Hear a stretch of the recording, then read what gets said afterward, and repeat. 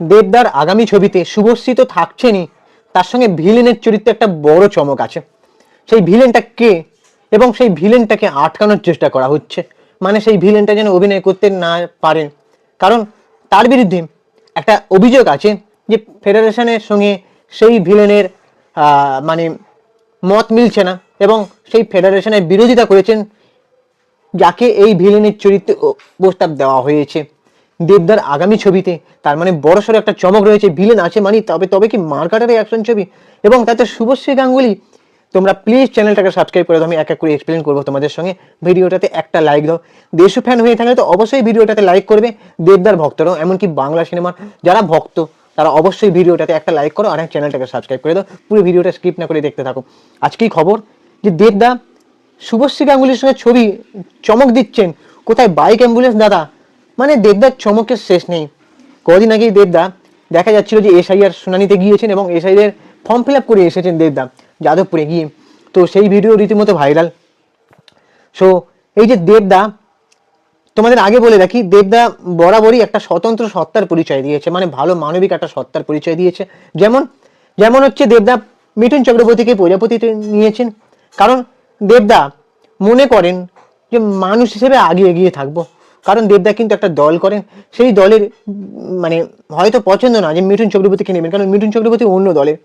দেবদা সেদিকে কিন্তু একটা স্বতন্ত্র পরিচয় দিয়েছেন। এবারে আবারও দেবদা একটা স্বতন্ত্র পরিচয় দিলেন, যেমন যে অভিনেতা ফেডারেশনের বিরোধিতা করেছেন এবং যে অভিনেতাকে একসময় নিষিদ্ধ ঘোষণা করা হয়েছে যে সেই অভিনেতা যেন অভিনয় করতে না পারেন, আর সেই অভিনেতার থেকে একের পর এক হাতের মানে কাজ হাতের বাইরে চলে যাচ্ছে, সেই অভিনেতাকে নিয়ে এবার দেবদা কাজ করতে চলেছেন। তবে কি দেবদা মানে দেব ভিএস স্ক্রিনিং কমিটি হয়েছিল, মানে স্ক্রিনিং কমিটির সঙ্গে দেবদার মত মিলছিল না এবং দেবদা সেই স্ক্রিনিং কমিটি আদৌ থাকা উচিত কিনা সেটা নিয়ে নোটায় ভোট দিয়েছিলেন। এবং এবারে কি দেবদার সাথে ফেডারেশনের মানে একটা লড়াই হবে, মানে ফেডারেশন ভিএস দেব এবারে কি হতে চলেছে, সেই পরিচয়টাই এবার দেবদা দিতে চলেছেন।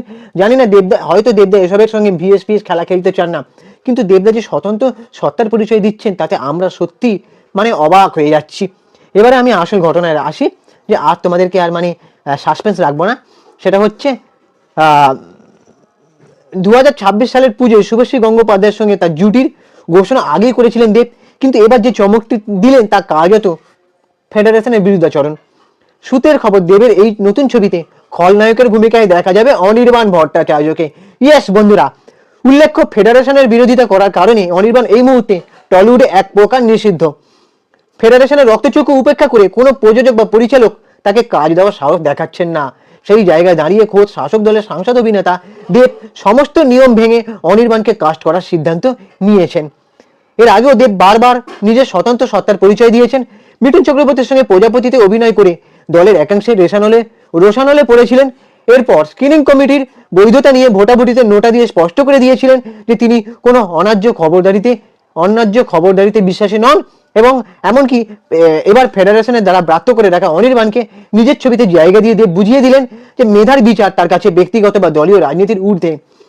ফেডারেশনের স্ক্রিনিং কমিটির বিরোধিতা করে দেব যেভাবে নিজের সিদ্ধান্তে অনড় থাকছেন তাকে কুর্নিশ জানাচ্ছে এই ইন্ডাস্ট্রির একাংশ। তবে প্রশ্ন উঠছে, দেবের এই দুঃসাহসী পদক্ষেপের পর ফেডারেশন কি পিছু হটবে, নাকি দেব বনাম ফেডারেশনের এই দ্বৈরথ আরও তিক্ত রূপ নেবে? উত্তরের অপেক্ষায় টলিউড। তো তোমাদের এবার কি মনে হয় তোমরা অবশ্যই কমেন্ট বক্সে জানাও যে দেবদা কি ঠিক কাজ করছে। দেখো এই মুহূর্তে দেবদা কিন্তু ইন্ডাস্ট্রিটাকে এগিয়ে নিয়ে যাচ্ছে, এটা কিন্তু মানে অস্বীকার করার কোনো জায়গা নেই। হ্যাঁ, আমি একজন রাজনীতিবিদ দেবদাকে সমর্থন করি না, আমি দেবদাকে মানুষ হিসেবে ভালোবাসি, দেবদাকে অ্যাক্টর হিসেবে ভালোবাসি, দেবদাকে অভিনেতা হিসেবে ভালোবাসি, দেবদাকে নায়ক হিসেবে ভালোবাসি, একজন সিনে ব্যক্তিত্ব প্রযোজক হিসেবে ভালোবাসি। আর দেবদা আমার কাছে পছন্দের একজন হিরো হয়ে থাকবে সবসময় তার অভিনয়ের জন্য। সিনে ব্যক্তিত্ব হিসাবে কখনোই তাকে রাজনৈতিক ব্যক্তিত্ব হিসেবে আমি পছন্দ করি না, ঠিক আছে? এই কথাটাও আমি জানিয়ে রাখলাম। তো আমার বলতে কোনো দ্বিধা নেই, কারণ এটা আমার ইউটিউব চ্যানেল, সেখানে আমি আমার সম্পূর্ণ বাক স্বাধীনতা আছে। আমি এখানে কাউকে আক্রমণ করছি না, এখানে কাউকে আমি ছোট করছি না, কাউকে অসম্মান করছি না। আমার যেটা নিজস্ব মত আমি সেটাই বলছি, ঠিক আছে? এবার তোমাদের কি মনে হয় যে দেবদাস শুভশ্রীর ছবিতে অনির্বাণ ভট্টাচার্য ভিলেন? একটা কথা বলে রাখি, রঘু ডাকাত সিনেমাটা হয়তো অনেকের কাছে ভিজুয়াল আর্ট হয়ে গেছে, বেশি একটু সাউথ লেভেল হয়ে গেছে বা সমালোচনা বেশি হয়েছে, যে মানে খাদানের থেকেও রঘু ডাকাত খুব একটা ভালো হয়নি, কিছু কিছু জায়গায় জল ঢেলে দিয়েছে, আরো হাই এক্সপেকটেশন ছিল মানুষের। কিন্তু রঘু ডাকাতে অনির্বাণ ভট্টাচার্যের ভিলেনের অভিনয়টা তোমরা খালি দেখবে, তোমরা যারা দেখেছো তোমরা বুঝতে পারবে অনির্বাণ ভট্টাচার্য কি ধরনের অভিনয়, কি লেভেলের অভিনয়, মানে অভিনয়ের মানে বাপ যাকে বলা হয়। আমি যখন রঘু ডাকাত সিনেমাটা দেখে বেরোচ্ছি, পাবলিক রিভিউ এন্ড রিয়াকশন নিয়েছিলাম, তখন কিছু লোক অনির্বাণ ভট্টাচার্যের ভূয়সী প্রশংসা করেছে, তার যে অভিনয়, সত্যি অনির্বাণ ভট্টাচার্যকে দেখে আমারই রাগ এসে যাচ্ছিল যে কিভাবে এই অভিনয় সে করেছে। অবভিয়াসলি অভিনয়ে অনির্বাণ ভট্টাচার্য দেবদার থেকে এগিয়ে, ঠিক আছে। আর এই দেবদাকে আবার ভিলেনের রূপে আনছেন দেবদা, মানে অনির্বাণ ভট্টাচার্য সত্যিকারের কথা বলছি, একজন জাত অভিনেতা, সে সত্যি খুব ভালো অভিনেতা, ঠিক আছে। সে মানে অন্য ধরনের অভিনয় করে, কিন্তু সে কমার্শিয়াল ছবিতে ভিলেনের অভিনয় করছে, ভাবো তাহলে। আর সেই দেব শুভশ্রীর ছবিতে অনির্বাণ ভট্টাচার্যের বড় চমক রঘু ডাকাতের পর, মানে ভাবো তাহলে কিরকম খেলা জমতে চলেছে। আমি বেশ বেশ এক্সাইটেড হয়ে আছি দেবদাস শুভশ্রী প্লাস অনির্বাণ ভট্টাচার্য, উফ, তার সাথে যদি একটা মিউজিক ডিরেক্টর কাকে নেবেন আমি জানি না, জিৎ গাঙ্গুলি যদি প্লাস পয়েন্ট হয় তাহলে আরো জমে যাবে, তার সঙ্গে একটা ভাইরাল গান থাকবে, ঠিক আছে। যেরকম ভাবে কিশোরী ভাইরাল হয়েছিল, ভাইরাল হতেই হবে এমন একটা গান, দেবদাস শুভশ্রী যুগলবন্দি রোমান্টিক এমন একটা গান হতে হবে যেন ভাইরাল হয়, সেই গানটা মানুষের মনে দাগ কাটতে পারে, গোটা সিনেমাটা যেন হেসে খুলে বেরিয়ে যায়, মানে মানুষের মন জয় করতে পারে। ধূমকেতুটা এই সিনেমা যেন না হয়, এটা আমি আশা রাখি। এবার তোমাদের কি মনে হয় তোমরা অবশ্যই কমেন্ট বক্সে জানাও। ভিডিওটাতে একটা লাইক দাও, চ্যানেলটাকে হাত জোর করে রিকোয়েস্ট করছি সাবস্ক্রাইব করে দাও। আর আমি ইনস্টাগ্রামে রয়েছি চিঙ্কি বাবু 2531, ওখানে গিয়ে ফলো করে দাও। টাটা, দেখা হচ্ছে পরে ভিডিওতে। আর হ্যাঁ, আমাদের ভিডিও তোমরা দেখতে থাকো প্লিজ।